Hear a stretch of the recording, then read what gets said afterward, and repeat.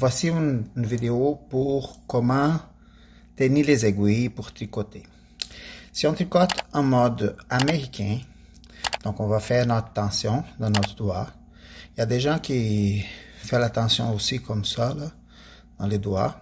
C'est correct. Vous prenez la manière comme est la plus agréable pour vous. Donc,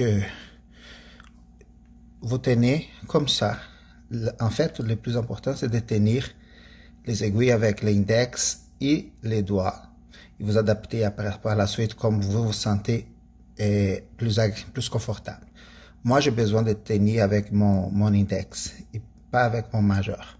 Donc, je mets ma tension, je pique, je passe mon aiguille. Vous voyez que pendant que je passe mon aiguille avec ma main gauche, je tiens mes deux aiguilles ensemble et je glisse. Donc, pour tricoter à l'américaine, j'ai besoin toujours de deux mains pour la tricoter moi.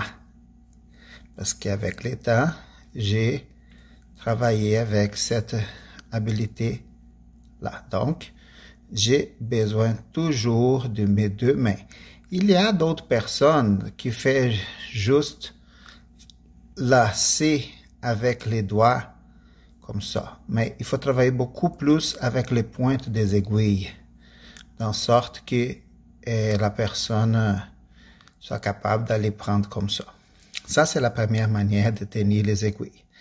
La deuxième, pour les gens qui tricotent en continental, on va continuer ici la maille endroit, sauf que je vais changer en continental, pour après ça, vous montrer la maille à l'envers.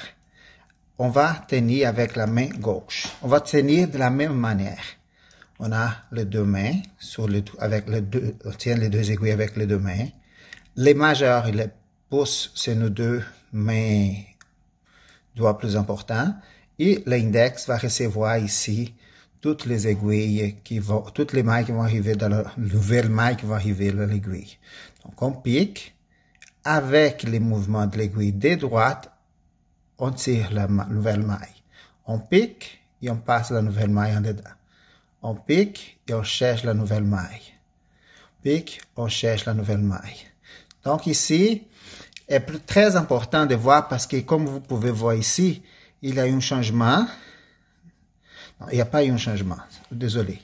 Ici, il faut toujours regarder. Je vais tirer votre attention pour une chose importante. Qu'ici, la maille ici, elle a deux pattes. La première qui est en avant et la deuxième qui est à l'arrière. Quand je veux tricoter, je prends la première patte de l'aiguille qui se présente pour ouvrir. Je ne veux pas de bien ouvrir la maille pour prendre la première patte qui se présente. Je vais vous montrer pourquoi quand je vais finir mon rang. Ici, je vais vous montrer une différence qui arrive avec ça. OK? Donc, en continental, on fait comme ça va un peu plus vite. OK? Dans les continentales mixtes, vous allez voir qu'il n'y a pas de différence par rapport à la maille endroit. C'est la maille inverse qui va être un peu différente. Et on revient à la maille envers. Je suis à l'envers du travail. Et ici, on va faire la maille à l'envers. Vous voyez comment on reconnaît la maille à l'envers? La maille à l'envers est faite à l'envers du travail, cette petite bourrelet, des bumps comme ça, des petites montagnes. Tandis que la maille endroit, elle fait des petits V comme ça. Regardez ici, on a des petits V de la maille à l'endroit. OK, de la maille à l'endroit, on a des petits V comme ça. C'est bon? Donc, la maille à l'envers. Comment qu'on va tenir nos aiguilles? La même chose. On tient les deux comme ça. On va faire la petite tension de notre fil qui vient de la pelote de laine. Comme ça. OK? Pourquoi qu'on tient ces doigts-là? C'est juste pour garder une certaine tension. On va pas les tirer comme ça, sinon ça devient très inconfortable. Donc, on fait une petite tension.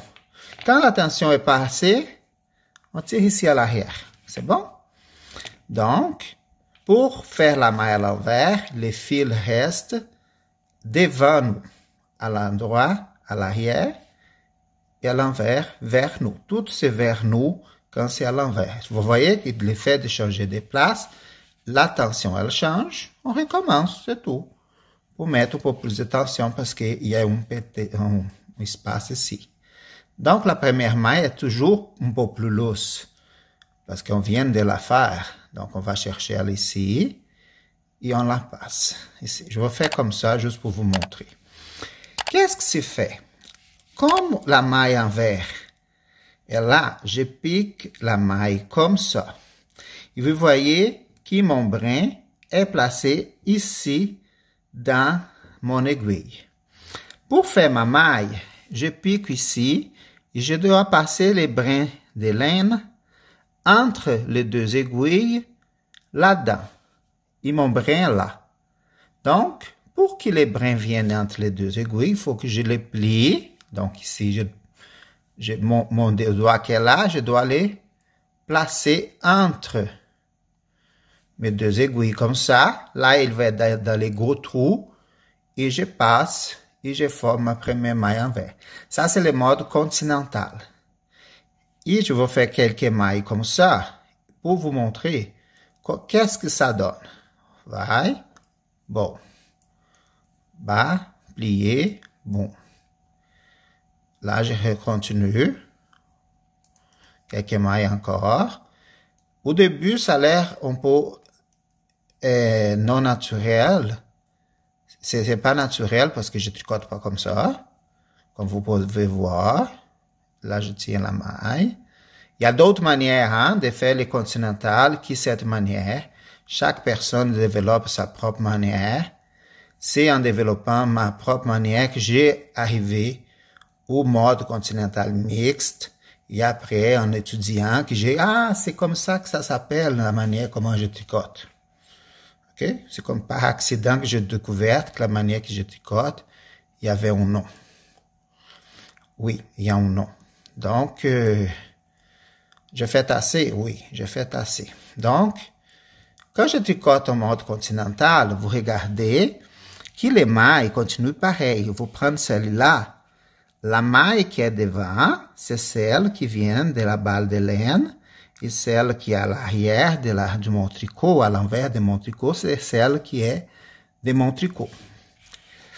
Parfait, pas de problème. Quand je tricote en continental mixte, qu'est-ce que ça fait? Je tiens toujours de la même manière. Hein? Je veux piquer envers moi. Et à place de tenir mon tricot ici, mon fil de laine ici, je veux le tenir. Et qu'est-ce que je veux faire? À place de plier comme ça, je vais faire un mouvement beaucoup plus facile pour moi. Je vais juste tourner de place. Il est en dehors, je le place là-dedans et je glisse pour sortir pour former ma maille. Je pique, je change de place et je forme ma maille. Forme pareil, Marcelo. Ouais, vous montrez tantôt. Donc, je fais vite. J'ai plat. Il est toujours à la même place que le continental. Sauf que j'ai changé de place. Je mets entre les deux aiguilles à place de plier mon doigt. Et j'ai formé ma maille. Regardez bien qu'est-ce que ça donne. Ici, je vais finir mon rang. Et je vous montre les résultats finaux. Oups, c'est fini, mais j'ai repris ma maille. Donc ici, vous allez voir que toutes les mailles, c'est la petite patte de la maille qui va vers la pelote, qui est là. Et tout d'un coup, il y a un espace. Ici, j'ai un espace. Pourquoi? Parce que cette maille-ci, c'est la première patte de la maille va vers la pelote qui est en avant. Et ici, c'est la première patte du tricot qui est en avant et la maille de la pelote est là. Donc, quand je vais faire mes mailles à l'endroit ici, qu'est-ce qui va arriver? Quand je commence à tricoter, je vais vous montrer parce que dans l'autre vidéo, je n'ai pas eu la chance de vous montrer ça. Ici, je peux vous montrer. Je tricote pas les brins qui est en avant ici, mais les brins qui est à l'arrière. C'est ça la différence du côté du continental mixte. Mon brin à tricoter, ils viennent pas d'avant de l'aiguille, mais les brins à l'arrière. Ce qui va changer nos points de tricot. Pourquoi? Si je tricote, j'ai tricoté 3 mailles à l'arrière, et là, je vais tricoter les brins d'en avant. Qu'est-ce qu'il va faire? Ça va faire une maille qui est différente. 2 d'en avant et une autre à l'arrière. 1, 2. Bon, Marcelo a fait ici, j'ai assez pour vous montrer l'exemple. Regardez bien. Celle-là, j'ai faite avec en avant. Donc, si on ouvre la maille, ici, elle est ouverte, vous voyez, c'est en avant. Et ces deux-là, c'est à l'arrière. Vous voyez, quand je ouvre, elle est triangle. Celle-là, si je ouvre, elle est ouverte. Mais ces deux-là, si je la ouvre, elle se ferme. Pourquoi? Parce qu'elle est croisée. Celle-là, elle est ouverte. Donc, c'est pas la même maille, vous voyez? C'est une maille croisée. C'est pour ça qu'il faut faire attention dans les tricots continental mixtes. Parce que l'ordre des pattes, des mailles, n'est pas la même. Il change notre tricot. Donc, il faut être conscient que si on fait les continental mixtes, il faut toujours tricoter la première patte de maille qui se présente, soit celle d'en avant ou celle d'en avant ou à l'arrière. Donc, on prend la patte de maille, on regarde, ah, elle ouvre, je tricote. Elle ouvre, je tricote. Ah, elle ouvre, mais elle est en avant. Vous voyez, ah oui, elle est en avant parce que Marcelo a changé. C'est quand Marcelo a changé de mode de tricot. Donc, là, je continue à tricoter, vous voyez. Donc, c'est ça qui arrive. Ah, pourquoi qu'elle a changé? Parce que Marcelo a fait une erreur. Ah, une autre. Voilà. Et là, on continue. Ah, Marcelo est revenu. Voilà. C'est quand j'ai montré des exemples. Et là, on continue à tricoter. Vous voyez?